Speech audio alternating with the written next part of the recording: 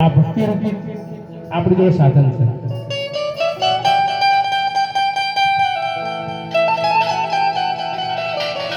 84 લાખ અવતાર પછી આપણને મનુષ્ય દેહ મળ્યો છે.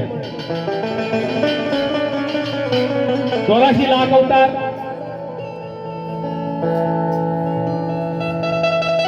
તો 84 લાખ અવતાર પછી મનુષ્ય અવતાર આપણને મળ્યો. તો 84 લાખ અવતાર કયા આપણને ખબર નથી કે તારી એક એક પણ જાય લાખની તું મારા જપલે હરિના નામની.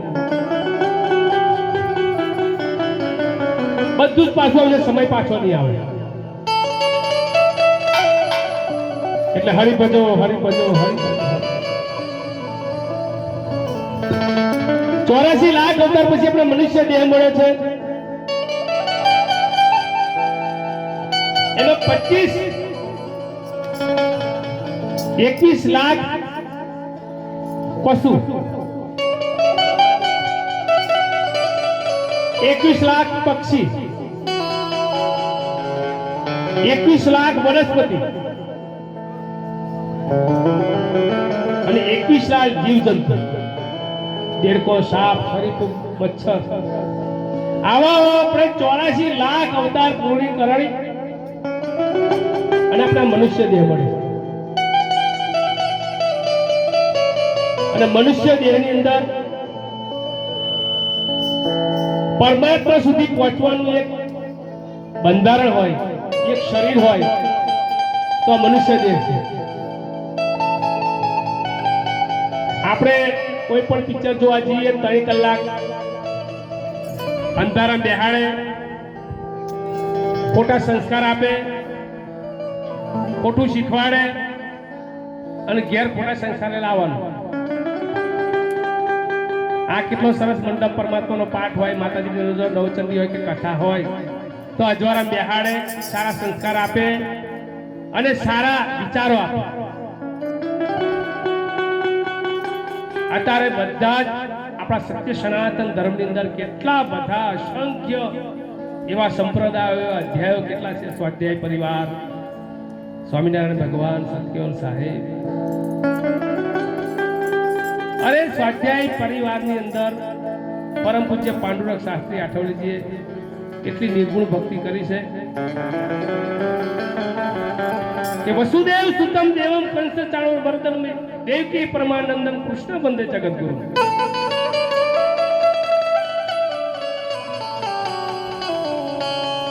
આખા જગતના ગુરુ પરમાત્મા છે. આખા જગતના ગુરુ કૃષ્ણ કનૈયો છે. આખા જગતના ગુરુ રામચંદ્ર ભગવાન છે. આખા જગતના ગુરુ શ્રી વિષ્ણુ પરમાત્મા છે. ગુરુ બ્રહ્મા, ગુરુ વિષ્ણુ, ગુરુ દેવો મહેશ્વર, ગુરુ સાક્ષાત પરબ્રહ્મ તસ્મૈ શ્રી ગુરુદેવ.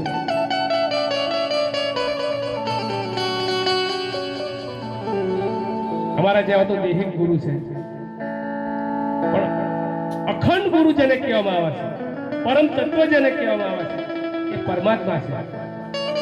અને આપણો આત્મા સ્વરૂપે જ્યારે પરમાત્મા નામ લઈએ, 5 મિનિટ તમે સવારમાં ઉઠી નામ લો ને, આપણો દેહનો ઉદ્ધાર થઈ જાય.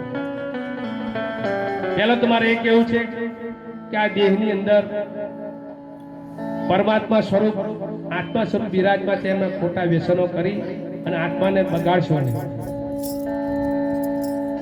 કોઈ પણ વ્યસનો કરતા હોય, દારૂ પીતા હોય, ચૂટકી મસાલા ખાતા હોય, કોઈ પણ વ્યસન બીડી પીતા હોય, તો આજથી નક્કી કરજો એ વ્યસન છોડી દેજો. આપણે કોઈ પણ જગ્યાએ ખરાબ જગ્યાએ બેસીએ છીએ, કચરું હોય તો આપણા કચરો આપણા પેટની અંદર કેમ નાખીએ છીએ? આત્માને કેટલું દુઃખ કેટલું થતું છે. આપણો આત્મા જ્યારે પરમ તત્વમાં પામે ને, ત્યારે આપણો આત્મા અખંડ આનંદ પામી અને પરમાત્માના ચરણોમાં જાય, એવું આપણે જીવન જીવવું જોઈએ. તમે બહુ સારા કર્મ કરો, બહુ ભક્તિ કરો, પરમાત્માનું નામ લો, ધર્મ રસ્તે ચાલો,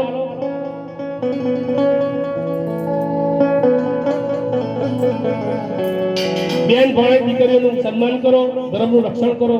ગીતાજી અંદર કૃષ્ણ પરમાત્માએ ત્યાં સુધી કહી દીધું છે કે યદા યદા હિ ધર્મસ્ય ગ્લાનિર્ભવતિ ભારત અભિધાનમ ધર્મસ્ય તદાત્મનમ સુચામ્યહમ પરિત્રાણાય સાધુના વિનાશાય તદુષ્કૃતામ. ધર્મ સંસ્થાપના થાય સંભવામી યુગે. સંસાર માત્ર ને પ્રાણી માત્ર ને અર્જુનને નિમિત્ત બનાવીને ગીતા જ્ઞાનની અંદર કુરુક્ષેત્રની અંદર શ્રી કૃષ્ણ પરમાત્માએ અર્જુનને નિમિત્ત બનાવીને સારા સંસારને કહ્યું છે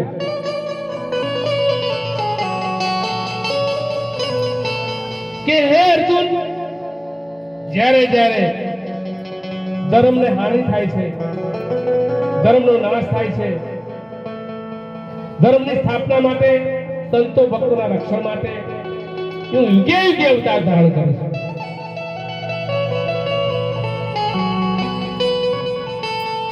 પરમાત્મા પોતે વચન આપ્યું છે. આપણા અહોદન્ય ભાગ કે જ્યોતિ સ્વરૂપ પરમાત્મા જ્યોતિ સ્વરૂપે બિરાજમાન છે. ડાકોર આપણે જઈએ ત્યારે મુખ્ય દ્વાર ઉપર એક શ્લોક લખેલો છે કે હે અર્જુન, તું બધા જ ધર્મો છોડીને મારે શરણ આવી જા,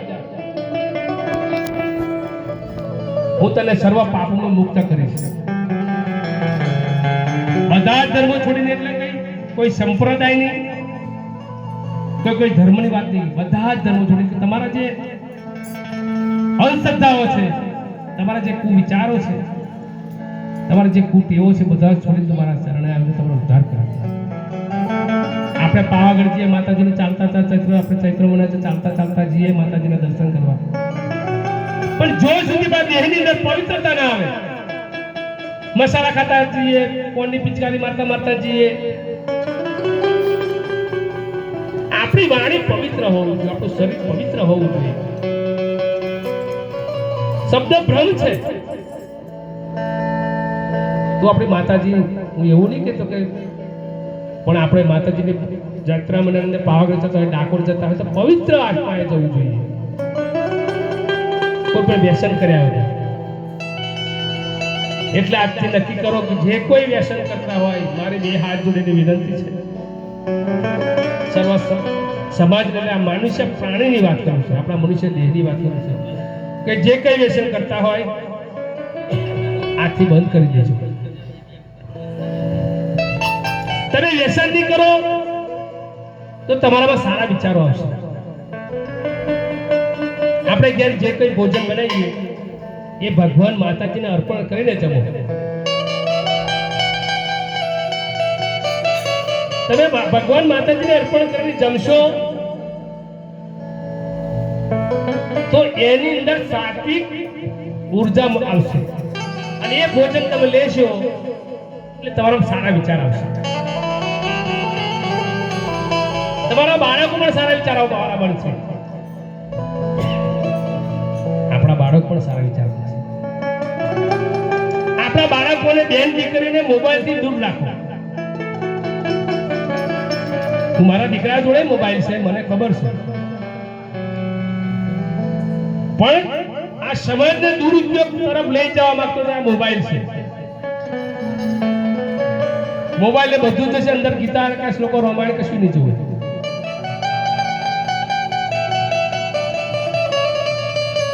બસોની અંદર પોસ્ટર ઉપર કલાકારો એ સમાજને ગેરકાયદે દોરી અને પિક્ચરો બતાવે, પણ એમને બસો પર કે બોલો કેસરી જુબા એવું કોણ મારેલું, કેસરી જુબા વિમલની ઉપર ત્યાર મારી.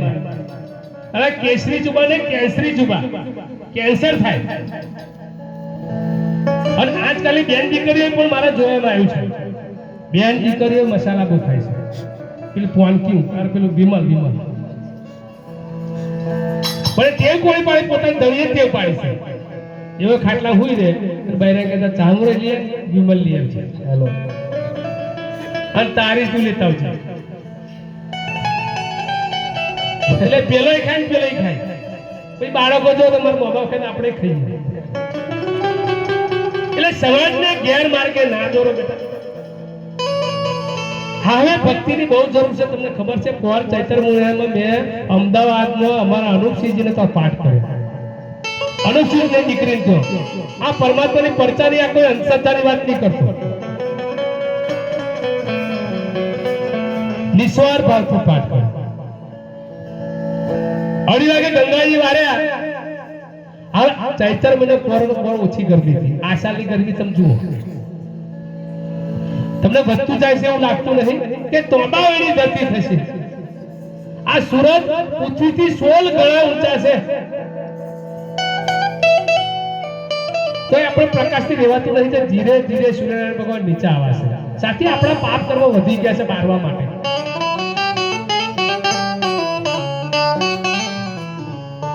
હવે ખરેખર બહુ ભક્તિની બહુ જરૂર છે કે 26 પાઠ કરવાનો છે નથી. 26 એમના જમાઈ સાહેબ ને ત્યાં, બરાબર, યશવંતસિંહ નામ ને, યશવંતસિંહ નામ ને, યશવંતસિંહ નામ બાપુનગરમાં જાડેજા. એમના જમીનचा પાઠ કર્યો અને એમના જમાઈ સાહેબની બેન કાકાની દીકરી તો ચરણોમાં એટલી પ્રાર્થના કે મારા વાલા મને કશું ભગવાનને ખુશી આનંદથી પાઠ કર્યો છે, મારે કશું જોતું નથી, મારી બેનને ઘેર પારણો બંધાય. અને સાચી વાત, પરમાત્માએ 26 પાઠ કર્યો. 26 કઈ 26 પાઠ કર્યો તેવી ને નથી બેટા. અને આ 23 છે, 24 ને 2024, 26 દીકરો દીકરી બે પરમાત્માએ આનંદ કરાયો છે 50 વર્ષે. આવી શ્રદ્ધા ભાવ સાચી આનંદ છે. હા મોટી વાત આનંદ છે. એટલે એવી ભક્તિ હોય છે. આ 22 વર્ષથી મારો ભાઈ સેવક ઓદરી દોટ કાઢીને આવે. મારો એક ફોન જાય એટલે બધા